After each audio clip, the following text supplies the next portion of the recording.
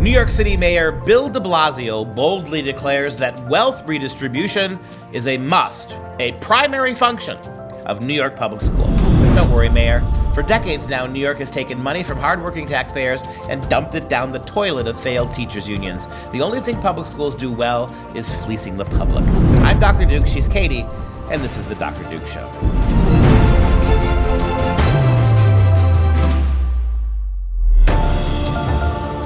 Hello and welcome everyone to the Dr. Duke Show, the only program that keeps you educated on the craziness impacting K-12 classrooms and college campuses around the world. Today, we start in New York City, where famed groundhog killer Bill de Blasio has just said the quiet part out loud, affirming his commitment to redistributing wealth, using the schools as a tool to redistribute wealth and eliminate, quote, racist standards in public schools.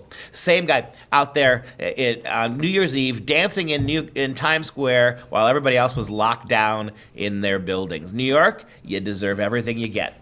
Well, before he actually did that, he decided to, during his news conferences, which he's been doing throughout all of COVID, taking these hour-long conferences or speeches, I guess, to pretty much just lecture the public about what he deems to be the correct thing to do. And so he decided to have a news conference and say that, yes, redistribution of wealth is indeed what we plan to do.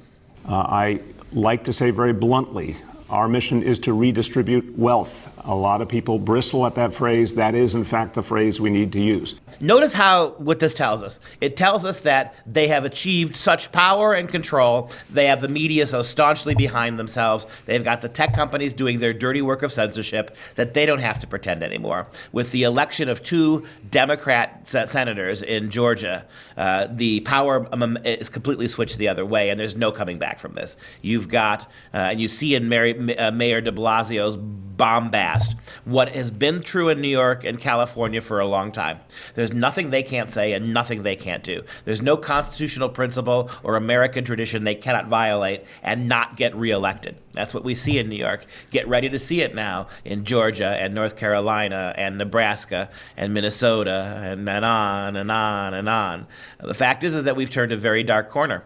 And that's not going to change. And you're going to see how we've talked for a long time on the Dr. Duke Show how education was being co-opted by ideology, especially socialist progressive ideology. We are at the place now where that process will be quickly fixed, quickly solidified in ways that you will not be able to get out of it. Things that the mayor of New York or the governor of California tell us that education must become, anti-racist, about 1,000 different things other than teaching and learning. It's coming to the country. So get ready, buckle up.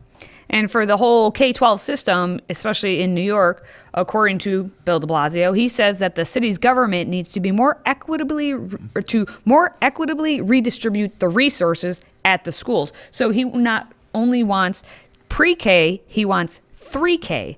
I've half-heartedly joked that pretty soon you're going to pop a kid out at the hospital and just hand it straight over to the school system, but we are getting there.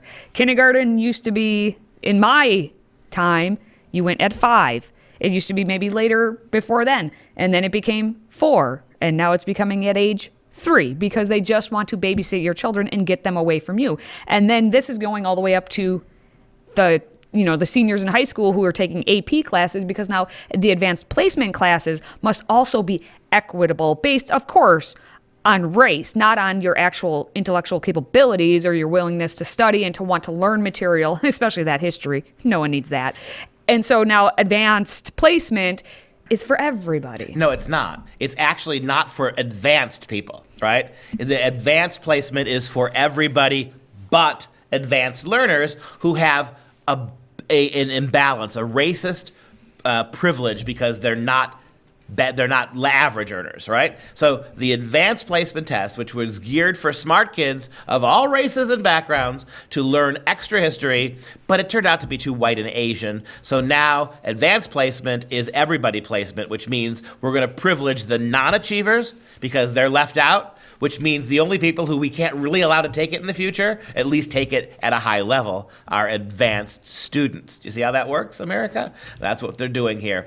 And as far as mandatory, we're going to do a story tomorrow for you that I hope you'll tune in on about an interview with our international correspondent Alex Newman about how the NEA, the largest teachers union in the country, is already demanding that Joe Biden and the incoming school operation that they nationalize public schools. They literally nationalize them, that the government steps in and completely takes away any control or oversight from state and local communities, makes them a federal venture, and then turns the schools into fully adaptable community centers, not places of learning, places of sociology. They might take some classes in race and class and gender. But they're going to get a lot of indoctrination. They're going to get a lot of health care. They're going to get a lot of exposure to Planned Parenthood. This is what they want to do, and I see no reason Joe Biden's administration is not going to welcome these suggestions. And it's what Obama wanted to do 15 years ago and set the framework for that now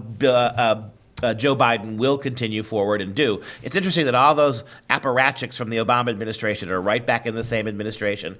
And like a lot of things in this country, you're about to see a change in a major institution that is irreversible. There will be no changing what's coming down the road in public schools.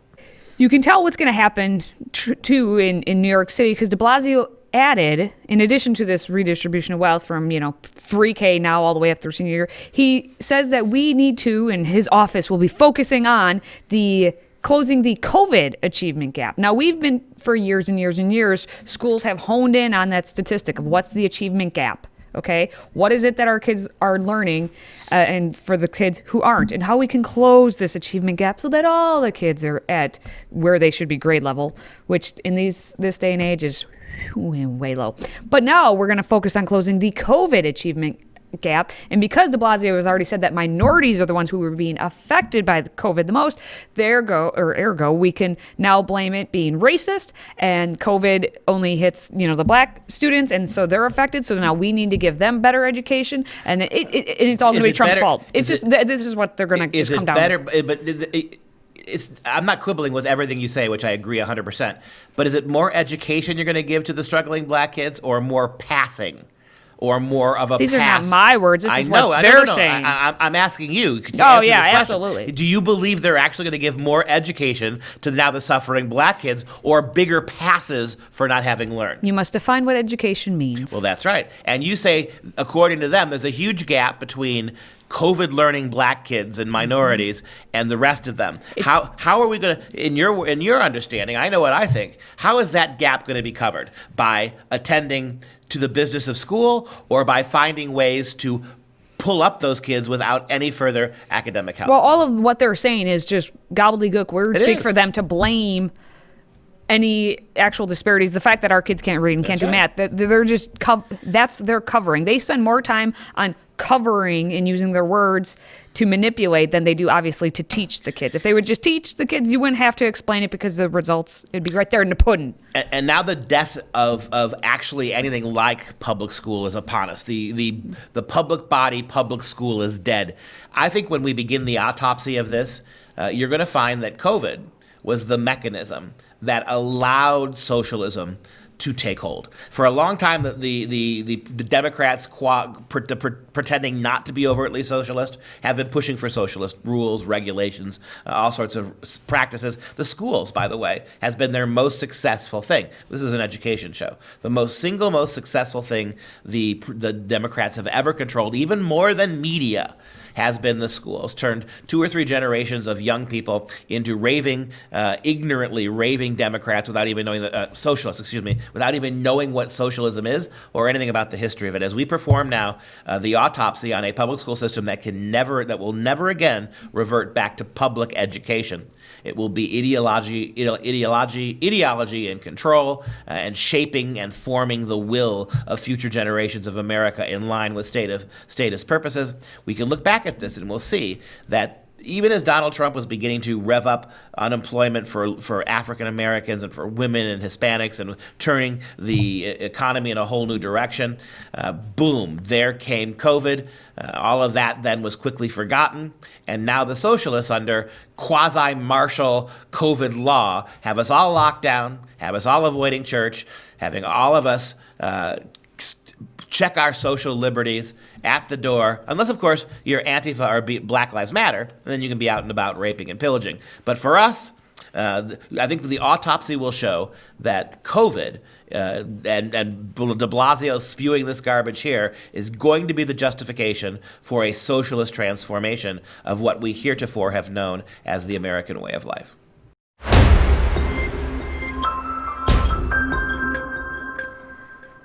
Now we're going to stay right in New York City with Mayor Bill de Blasio and basically re-examine an article we looked at the end of last year because it ties nicely into what he then said afterward. So we're going to go back to a New York Times article about how de Blasio is going to eliminate racism, he says, by eliminating standardized tests. Oh, that makes perfect sense. And grading and admissions policies and, basically everything else. So Bill de Blasio, all this time being mayor, he had the answer about how to eliminate racism right there in his pocket. And now, towards the end of his term, he's going to say, you know what, let's just eliminate everything, and that's how we're going to make a just society. Well, it's an interesting argument, isn't it, right? That getting rid of we're not going to enforce more accountability on the schools.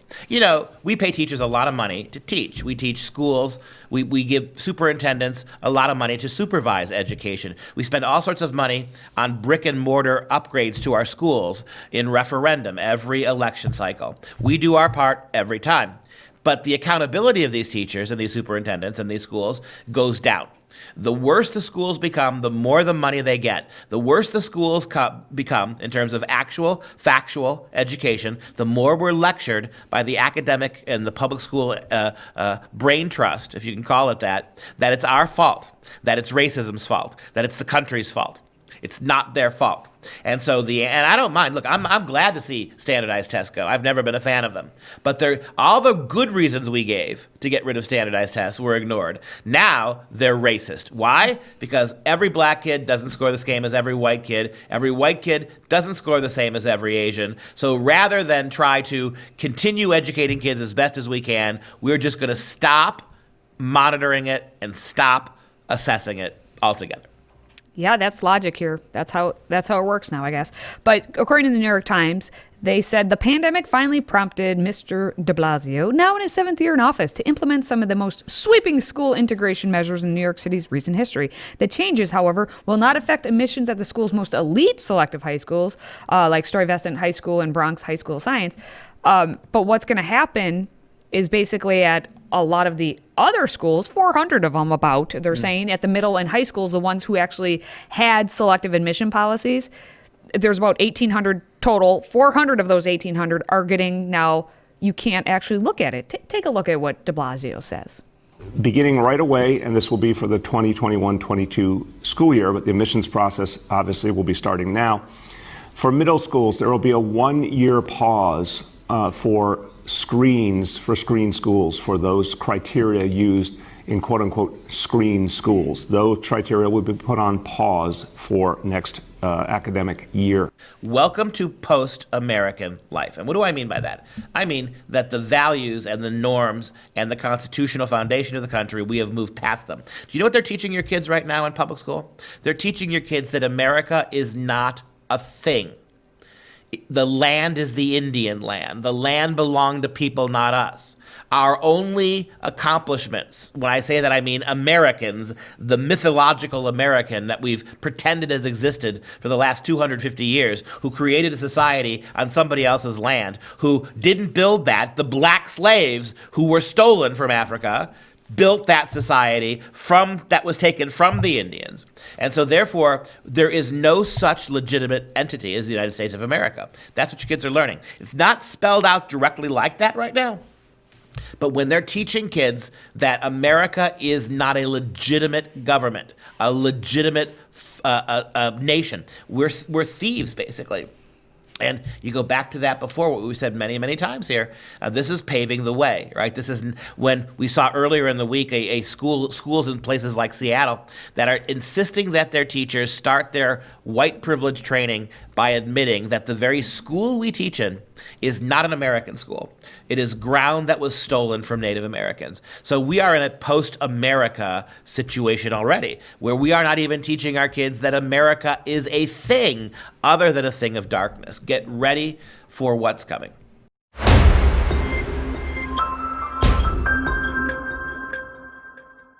So some more racism, because that's just basically what we're living in now. Math is racist. We've said it before, we'll say it again. Math is racist. And the Mathematical Association of America, the MAA, also says that math is inherently carrying human biases. Thank you, mathematicians. In a statement they put out from the Committee on Minority Participation in Mathematics. I'm just thinking math nerds. Anyway, right. Go ahead. The MAAA, other than being just math nerds, you could have just summed it up like that. They are a professional association of high school and university teachers. They host the American Mathematics Competition for the middle and high school students, as well as publishing academic journals, and they pride themselves on being the world's largest community of mathematicians, students, and enthusiasts.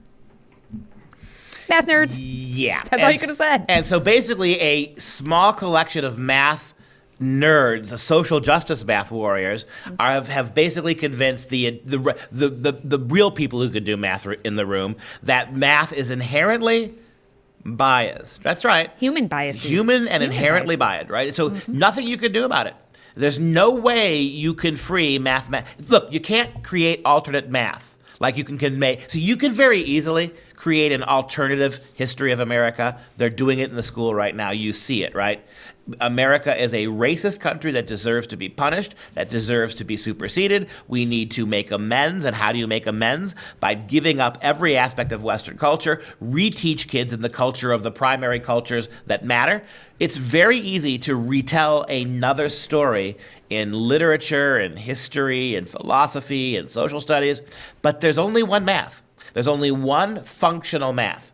And you can't tell that other story without destroying math. And math associations like this one are agreeing with this. When math is inherently racist, inherently biased, there's nothing you can do. You can't change the formulas. You just have to pretend that people who can't do math do it better than people who used to be able to do it. See, now this makes perfect sense to me. Think back to high school. You have the nerd groups, okay? So you have the history kids and the English kids and all that, and they're like the cool kids compared to the math geeks. So they are like, we're going to say everything's racist. And now math is sitting over here being like, oh, well, how do we be cool like them? Well, of course, just make math racist, and then you're going to try to join the cool kids. Well, that's what they're doing from a math perspective. Sure, and think about it. Math. The thing about math is that people who do it really well just want to do math. Many people want to do math to avoid real life. Math is something you lose yourself in. And look, if you're somebody who's neurotic or skittish or terrified about all of the uncertainties of modern post-American life, math is a perfect hideaway, right? Spending all your time working through advanced theory and formula of math, it's like losing yourself in the Lord of the Rings, right? You enter a whole other world. And what you've just been told and your math association has agreed to is that whole world that you take sucker in is not separate from the rest of racist America. All that mathematics, those clean mathematical formulas that start with numbers and end with numbers and have nothing to do with oppression, well, now you got to think again. Math is no safe haven.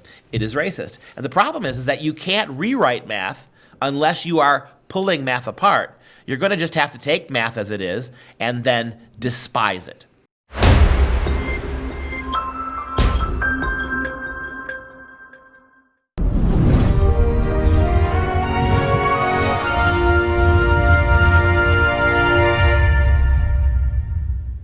It's time for some real education.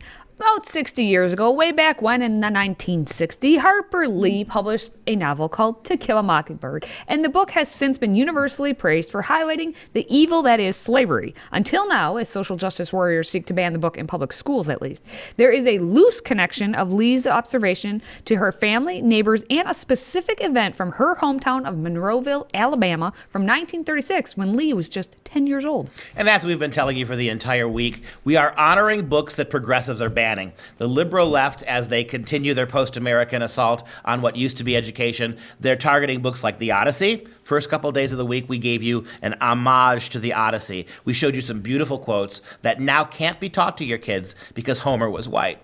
We showed you the last 2 days, on Wednesday we showed you a quote from The Scarlet Letter.